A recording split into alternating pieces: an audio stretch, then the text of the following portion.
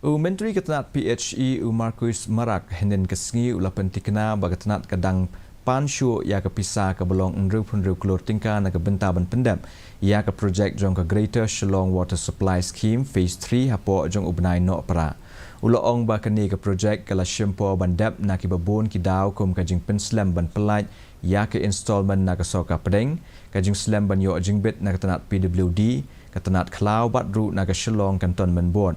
Agabai day bat kajing pentrai kam ya kajal jivan mission lane JJM haga jela uni menteri ulaong bahadu menta kumbasan pupra poin pran riau nak shispa kakam lala ban Pyndep bat ulaong ba kajing ai connection kalajan kot syakumba saulak teli kilong yeng.